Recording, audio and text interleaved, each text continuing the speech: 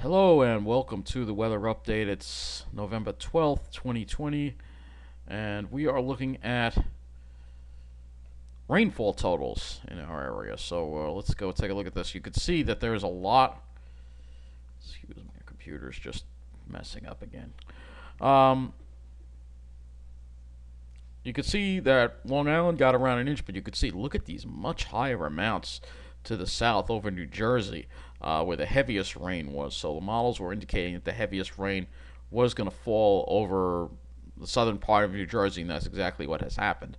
We're going to first start off with Long Island here, and you will see here that as soon as it loads, of course, we have 1.27 inches of rain at Islip. 0.56 at Carl Place, 1.22 it looks like East Meadow, 0.93 at Farmingdale, out east, West Hampton, 1.05, Shirley Airport, 1.14, so around an inch of rain. Connecticut, similar amounts, maybe a little bit more over there. I see a 1.51 around Norwalk. We go over to the city, 1.02 in Central Park, 0.93 at LaGuardia, 1.18 at Kennedy. And you can see similar amounts, generally around an inch. But as we make our way further south to the southern part of New Jersey, you'll notice some really heavy amounts as we get to New Jersey, particularly northern Ocean County, where we have some higher amounts here. Toms River, Miller Air Park got 2.07. But if you look over here, Jackson got 3.18. Lakehurst got 3.44, so a lot more rain here. They got involved in more of the heavier tropical moisture, so they wound up getting more rain in this area. And you'll see here, again, some higher amounts here. Hamilton, 2.60.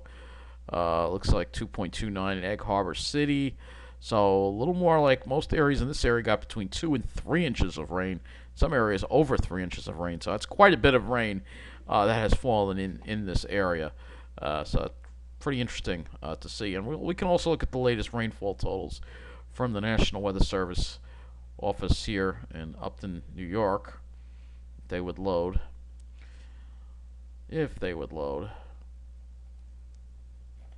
No, let's go to the rivers and lakes while we're waiting for that to load. Oh, I don't know what's going on here. I don't know, the site's not responding. Alright, we're going to first look at this and see if any lakes are at flood. I don't see any that are having any issues, because we had that stretch of dry weather, so I don't think we'll have to worry about that. But there probably was flash flooding of roads and stuff like that, especially in New Jersey, probably. Okay, so here we go with the rainfall totals. You can see some high amounts there in Fairfield County. Bridgeport got 1.50. In Bergen County, higher amount in New Milford at 1.63. More focused on New York here. So Bronx 1.07. Brooklyn 1.09. Nassau County, we have a 1.13 inch amount in Levittown. In JFK Airport, 1.14. In Suffolk County, West Islip Terrace 1.46. 1.438 at Islip Terrace. So we made up with all that nice dry weather we had. We got a decent amount of rain today, and the rain was still kind of lingering throughout much of the day. We had some showers around. It looked like the HRRR, unfortunately, was correct with that, with the showers lingering around. Right now, it looks like they finally moved on out, but there could always be more developing. But we did have some showers. I thought, we'd be done with the rain in the afternoon. And no, I had to deal with the rain in the afternoon. And in the evening, too, a couple of showers had to deal with. Luckily, it wasn't continuous. So let's go to the Hurricane Center.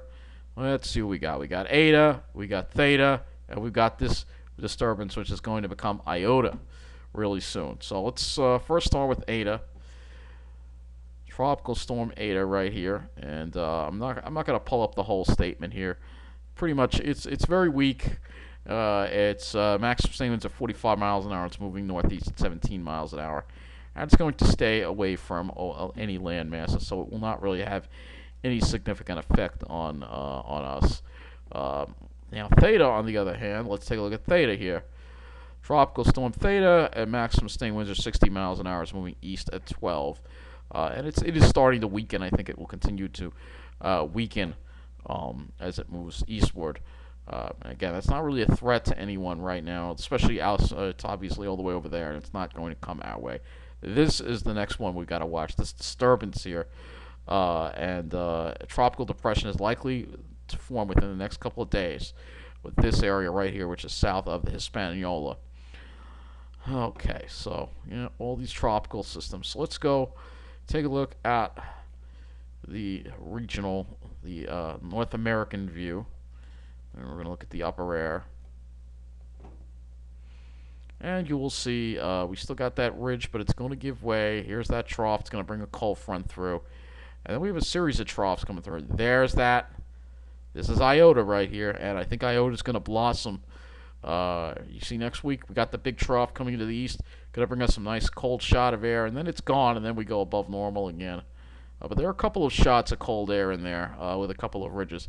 But that is Iota, and it looks like it has it heading toward possibly Honduras. Again, with this strong flow here and a ridge here, there's no thing to pull it up. Fortunately, there's no deep southerly flow, so it's not going to come up in our way. But this would be Iota. So yeah, it's we just keep going here with this. And if I go to the surface view, well, let me go to the Euro first. So there's Iota. Pretty much there's an agreement on where it goes, or a fairly close agreement. There's the trough, and it looks like there is an agreement with the trough. We get the trough, we get the cool down next week, but then it goes away, and then it warms up again. So it won't be prolonged cold. It'll be for a couple of days, and we're going to be back in the above normal regime. So you can see there is the low that becomes Iota, and this could become a hurricane, pops, or a tropical.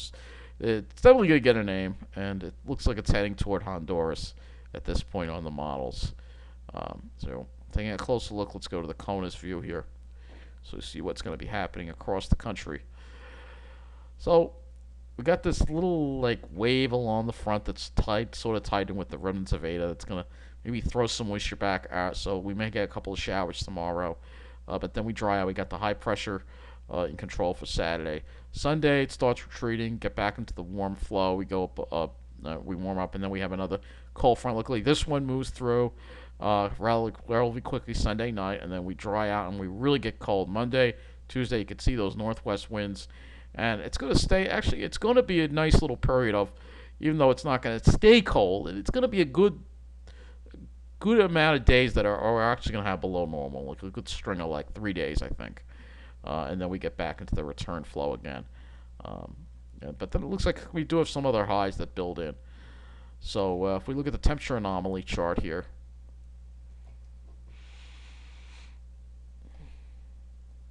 so here's the temperature anomaly chart. You see above normal, a little bit above normal tomorrow.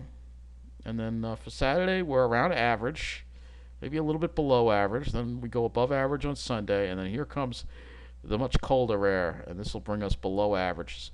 Not so much Monday. It's going to be more like Wednesday. You're going to really feel it. Wednesday, Thursday, it's going to really get cold. And you can see those really below normal. There's going to be some Arctic air coming right out of the Arctic. I think it's Arctic air coming out of Canada, so it'll really feel nice.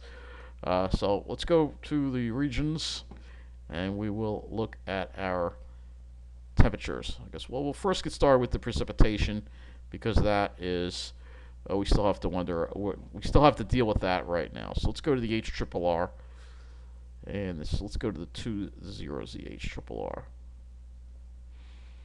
So here's the 0Z HRRR. You can see it's got a couple of scattered showers over us.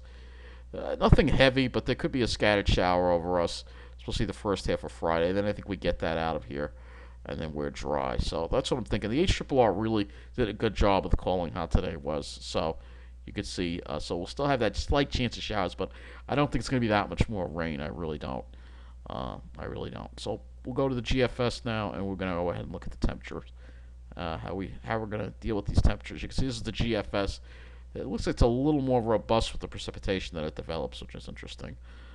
So there's some variability, but like I said, we're going to have a chance of showers. We're not going to be out of the woods until after 2-3 o'clock tomorrow, and I think we'll finally be out of the woods with the rain. As far as tomorrow goes, highs will be in the upper 40s to around 50.